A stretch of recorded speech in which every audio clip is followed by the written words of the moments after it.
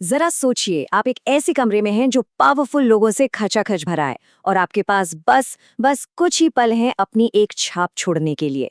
अब सोचिए, आपके पास ठीक 2 मिनट हैं और सामने वो इंसान खड़ा है जो आपकी जिंदगी बदल सकता है। क्या करेंगे? दिल की धड़कनें तेज हो जाती हैं, है ना? हथेलियों में पसीना आने लगता है। तो ज्यादातर लोग क्या करते हैं?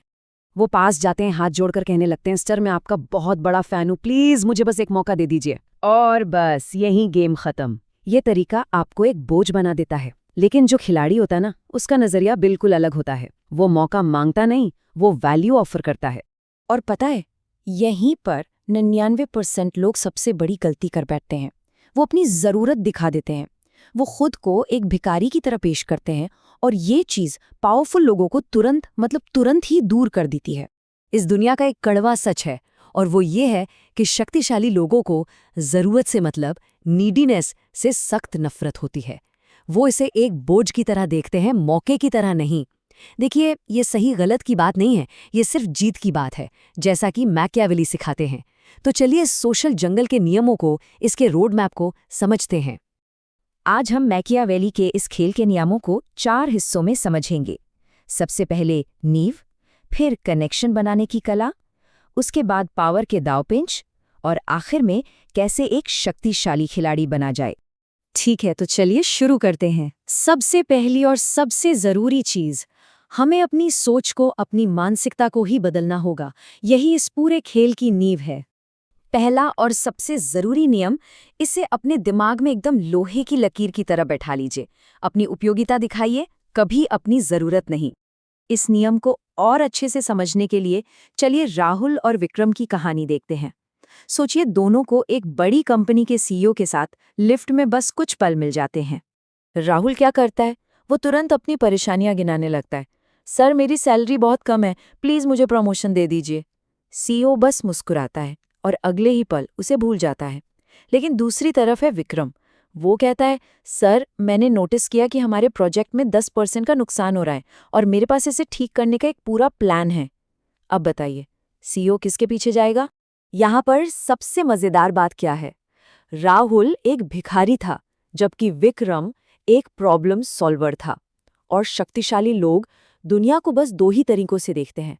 या तो कोई उनके लिए एक एसेट है, मतलब काम का है, या फिर वो उनके समय की बर्बादी है। कोई बीच का रास्ता होता ही नहीं है। चलिए अब दूसरे नियम पर आते हैं। युद्ध के मैदान में उतरने से पहले इलाके की जासूसी करना बहुत जरूरी है। देखिए, ज्यादातर लोग बहुत ज्यादा बोलते हैं, लेकिन असली ताकत चुप रहने और चीजों को गौर से देखने में है। जानकारी ही तो असली ताकत है। जब आप किसी से मिलें तो उसे पढ़ने की कोशिश करें। उसकी छिपी हुई कमजोरियां क्या हैं? उसे अंदर ही अंदर किस बात का डर सताता है? उसे असल में चाहिए क्या? याद रखिए, हर शक्तिशाली इंसान के अंदर एक छिपी हुई भूख होती है। बस उसे पहचानिए और फिर अपना दाव चलिए। तो नींव तो तैयार हो गई। अब हम खेल के अगले लेवल पर आते हैं, बातचीत करने और रिश्ते बनाने की कला। ये एक साइकोलॉजिकल फैक्ट है।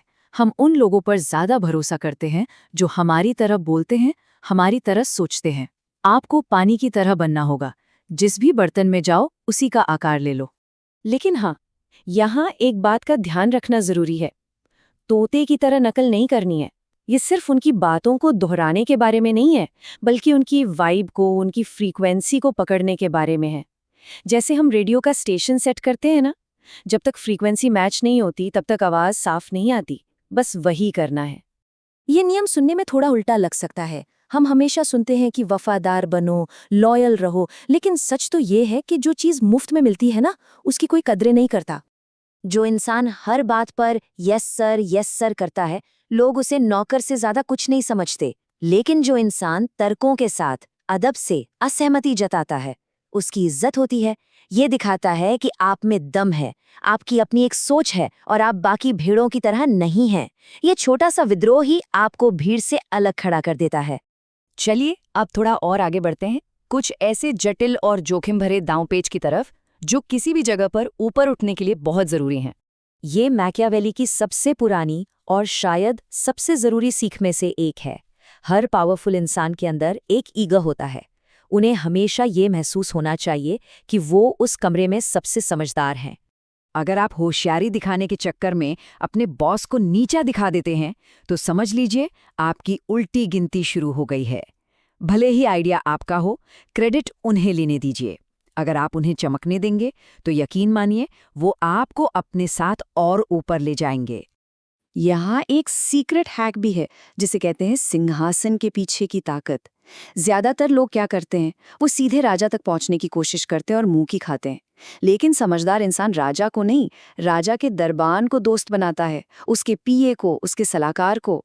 अगर आपने उस गेटकीपर का भरोसा जीत लिया, तो महल का दरवाजा आपके लिए अपने आप खुल जाएगा। अब हम आते हैं आखिरी हिस्से पर। ये उन सिद्धांतों के बारे में है जो आपकी सोच से जुड़े हैं। वो सोच जो बाहर की दुनिया में आपकी शक्ति को दिखाती है। अपनी हर योजना, हर कमजोरी, हर बात लोगों को मत बताइए। जब आप थोड़ा कम बोलते हैं तो लोग आपके बारे में ज्यादा सोचते हैं। देखिए, एक खुली किताब पढ़ने में आसान तो होती है, लेकिन उबाऊ भी होती है। रहस्य बनाए रखिए, लोग आपकी तरफ खुद ब खुद खींचे चले आएंगे। और अब 7वां और आखिरी नियम। ये पूरा खेल आत्मविश्वास का है। आप एक कमरे में कैसे घुसते हैं, यही बात तय कर देती है कि लोग आपके साथ कैसा बर्ताव करेंगे। जब आप अपनी कीमत खुद ऊंची लगाते हैं ना, तो दुनिया भी आपको वही कीमत देने के लिए तैयार हो जाती है।